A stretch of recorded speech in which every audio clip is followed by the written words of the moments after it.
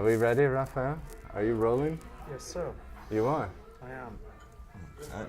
All right. So we're going to do it. Let's go. So welcome to LisFUB. Welcome. It's nice to be here. So what's your name? What's your full name? My name is James Alan Godley. James Alan Godley. Yeah. And where were you born and when? I was born in Woolwich in 1974. In where? Woolwich, South East London. Oh, okay. Okay. Spent a few years there, then we moved to the south of England, to be by the sea. Is that where you grew up then, by the sea? Pretty much. Yes. Margate. Lovely place. And how was that? How was the childhood? It was okay. It was quite a different area from where I grew up to where I went to. It was just the amount of difference in race where I was to Margate, which pretty much had no one apart from white people. So it was a bit of a change of scenery and culture. It was okay. Nice to be by the sea, even though it's a shit town. But that must have been. Did you swim in the sea and so forth? We'd do like a yearly pilgrimage to the beach. Just say we went in there once a year. It's too cold in England to swim off the beach. I'm a fair weather swimmer. I've got to be warm. And what did you spend your time doing as a boy? Sorry. What did you spend your time doing as a boy? I was into BMXing, so I was rubbish at it. I enjoy it. I was riding around on my bike, and there was a few parks that we used to go to, and just normal kid stuff. Loved a bit of a bonfire, too much. Yeah, and going down the beach, fishing. Fishing? Yeah, been by the sea. I don't particularly like fish. I mean, in eating ways, they're nice creatures. They swim and stuff. No. So yeah, it was just outside all the time. You're playing football and stuff. Compared to nowadays, when everyone's just got a computer in front of them, the step kids straight away TV or computer. We spent our whole time outside. Coming home when my mum was yelling at me. Yeah, that's changed a lot, hasn't it? It used to be, if you were a kid, you wanted to be outside. Yeah, and getting the kids to go outside is hard work. So, apart from one plays football, so he's always outside kicking a ball against something. It's nice. And so you grew up there, and then what? When you became a young man, and what happened then? I finished school with no qualifications, so went to become a builder. Didn't enjoy that, and after a few years got an apprenticeship tattooing. Done about 2 years apprenticeship, and then decided to go on my travels and went all over the place in America, Canada, Cayman Islands, Portugal, Thailand. Oh, stuff. So. And were you tattooing in all these places? Yeah, that's the joy about it. It's a great job to go travelling with. You normally find a job somewhere, tattooing, until I got banned from America. You got banned from America? I did, for intending to work with no visas, and so they put me on the first flight back out. Then after that I went up to Canada, and when they done my passport thing, they went, "Oh, you got banned from America." And I was like, "Yeah, intending to work without visas." They were like, "What else?" I mean, what else? They went, "According to your passport, drug offences." Like, great, this is really good. So wherever I go now, I have supposedly drug offences on my passport because of the American immigration services. Which was a complete lie. Of course it is. That was it. So no more America for me. So you can't go back. You're prohibited from going back there. Yeah. So I did speak to a friend's mum who was an immigration lawyer. She went, they put the drug offences on, so that means you'll never be allowed back in. Where if you just get kicked out for intending to work, it's only for a few years, then they'll allow you back in. But with that, you have no hope of coming back. So put a spanner in the works.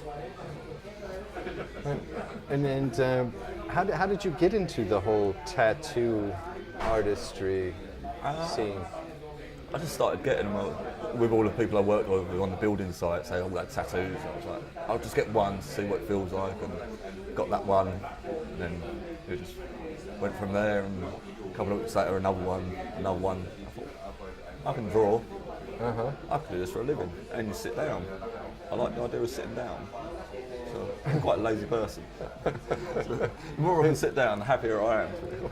And were you drawing a lot as a kid? Is this a skill that you learned later on, or is it something you were always doodling, drawing? I drew quite a bit as a kid, but it wasn't till late teens when I didn't have the money to go to the pub with my mates. I'd sit home feeling sorry for myself, doing some drawings, and I should be in the pub instead, like now. So yeah, it was just a hobby sort of thing, just keep myself busy. And then I started getting tattoos. And thought, wow, I reckon I can do that. I spent about a year trying to get an apprenticeship, and eventually got one. And yeah, it's been all right. So I got to see the world because of it. Yeah. Meet some nice people, some interesting people, some very bizarre people. I guess you meet all types of people that come in for tattoos. Yeah, especially today. I was going to say right? now.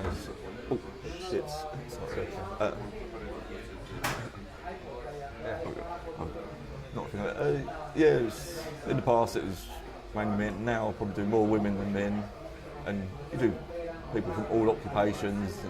In the past, it was mainly, when I first started, it was like builders and stuff like that. But now it's like doctors, lawyers, and all just want to get something small. Some of them, some just get one, the same as myself, get one, and then just keep going and going and going. So they're not covered. And, yeah, love it. And you kept going and going and going as well. Right? I did. I got probably more of my tattoos before I actually started tattooing though. As soon as you start, it's like the fella I worked with who taught me, he'd be like, oh, when we get spare time, we'll do some more on your arm, and customers would come in. They took priority, so actually probably 2/3 of my tattoos I got before I actually become a tattooist. Okay. Really pleased my mum. She loves it.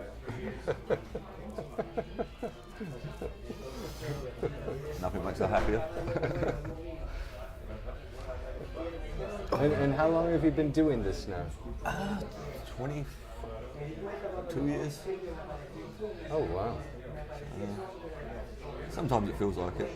On my back, every tattoo ends up with a bad back, so leading at weird angles and stuff. So never thought of that when I got into it, but I'd end up with a fucked up back because of it. Yeah, that's the downside of tattooing.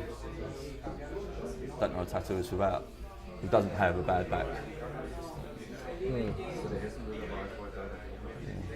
And did you come to Frankfurt because of tattooing? Is this was it an opportunity present itself, or how did you make it here? I just actually split up with my ex, and where I'd done a lot of travelling in the past. I was like, oh, I'll go abroad again, and there was a job in Frankfurt. Never been to Germany. I come over 6 months, and then nearly 9 years later, I left. And then regular visits now. So, yeah, my plan wasn't to be here for anywhere near the amount of time I did.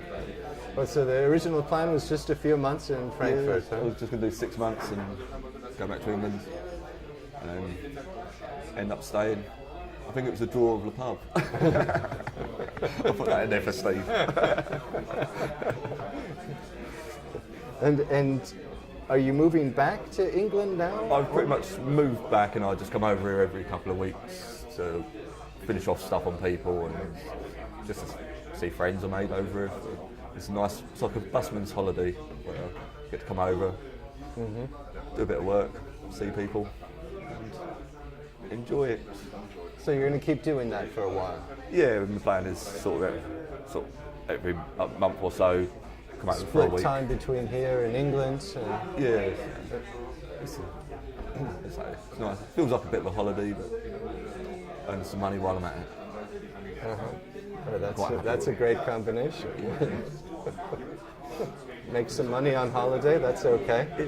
It does feel like that when I'm over, apart from the weather's not so great stuff. Apart from that, it's always good to see everyone I met during that period while I was over, so catch up with them, and then just hear the same stories I did last time I was over. Yeah, there's a lot of repetitiveness. You might have to just edit that one out before everyone else. Rewind, play. Next time I come over, everyone will just blank me. Like, oh, the same story, really. Nice one, Jim. Thanks. And do you have any spiritual beliefs? No. If people want to believe in that, fair enough. It's not for myself. I actually have a devil and a burning church tattooed on my leg. So Christians might not appreciate the tattoo on my leg if I'm wearing shorts. I see. And what about politically? Are you politically active at all, or do you have strong views? I think everyone has some views, but I wouldn't say I'm strong there. They're all corrupt and do shit and lie, so don't matter which one you pick, you're pretty much going to do the same thing as the one before, and just give you false hope and then let you down. And I can't vote, I'm not eligible to. So. You're not allowed to vote? No, I'm not registered to vote, so I don't really have any sway in the decision. I think if I can't vote, then I shouldn't stand there airing my points, and I should actually make an effort to vote or be able to vote. But you're not going to? It's a lot of hassle for me to get myself on being able to vote again, and I don't know who I'd vote for, and I say I don't trust any of them, so it's bad that I'm not voting, because everyone's vote should count. It means something. It's just a nightmare situation to be able to get myself into that position to do it again. So I put myself in a very awkward situation prior to it. I can't vote. Okay. That's it. And so, what would you say are your big passions in life? What gets you out of bed? The inability to sleep. As I only sleep a few hours a night, getting up's really easy. But, I really enjoy music. Keep trying to play an instrument, but fail miserably. I've got no rhythm, but I do love music. Just drawing.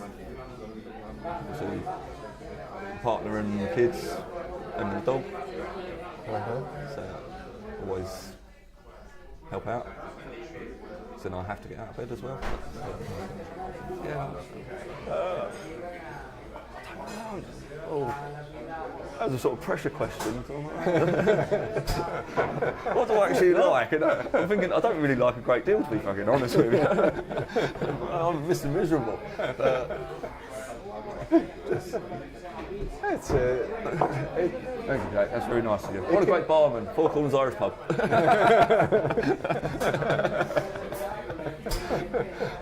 Just in case Steve watches it. He said throw a few things in there. Oh, what was I? And so I asked this question to everybody, and because I'm always fascinated by this question myself, is what does success mean for you? I'll probably say happiness. Don't have obviously everyone needs money to survive, but I've never been driven by money and stuff. To the point where when I was tattooing, I stopped doing the tattoos I didn't want to do, and my money went down by like half in a week. I didn't want to write a name on someone's wrist for the millionth time and stuff, and that just made me happier, even though I was earning less money. So, It's just being happy and content in yourself. I believe. Yeah. You could be millions and be very successful in business, but still miserable shit. So if you can be happy in what you're doing and how your life is, then I think that's successful. Being able to tell a good joke now and then would be nice, but I can't do that, so I'm slightly down on my success level, but once I've mastered being able to tell a good joke, then that's it. I am successful. And an instrument, right? I've even tried spoons, a tambourine. I've got no rhythm, so I can't even tap along in time. I keep buying instruments. Going, this is going to be the one I can learn. I bought a trumpet, accordion, banjo, and I'm just an instant want to play person. If I can't play that second, I'm like, fuck, this is shit. I can go back in the box. Pretty much. Very impatient in learning stuff. I want it now. I can't do it now. Fuck it, I don't want it. Sorry, swearing. Anything else you would like to add? Just how wonderful this pub is. Oh yeah, like, and what about this place? Why do you come here? When I first come over, I went to a different pub down the road, and I was looking for English football, soccer, whatever you want to call it, and this pub had it on. And then I met Steve, who owns it, prior to him buying it, and got to know him and other people who come in here. So yeah, it's just sort of a drawback. It's like Cheers sort of thing. You just come in knowing everyone, and you just feel comfortable, don't you? Instead of walking to a strange pub where everyone looks at you. There's another person over who's been here for years and still can't speak German. Coming here, I don't have to speak German. Great. So once again, laziness. I didn't learn the language. 9 years, quite embarrassing. I was about 3 words of German. So you haven't picked up much German, huh? I've picked up nothing. My boss works English, who speaks German. Ken, who runs a desk, is American, who speaks German. Thomas is German, who speaks perfect English. So if I need anything, I'm just like, translate for me. So yeah, so I have been Billy Bone idols on learning the language, which is quite humiliating. Yeah. Okay. I think that's yeah. I was about to jump the gun and say it in front of it. I was like, I wanted to say it. That's a wrap. I thought, no, I won't steal your thunder. Hey, thanks a lot. No, that was really nice. Really nice. Was it easier than you thought? A little bit. It's just myself and cameras. Even if someone's taking a photo, I'm trying to hide away from it, or just like show a little bit of my face. No, I'm trying not to think the camera was there. Then I'll just be like, oh, I can't talk. I'm trying to keep eye focus and eye contact with you, so pretending the camera's not there. Oh, that was nice. Oh, cool. That was really nice. Thanks a lot. Oh, that's cool.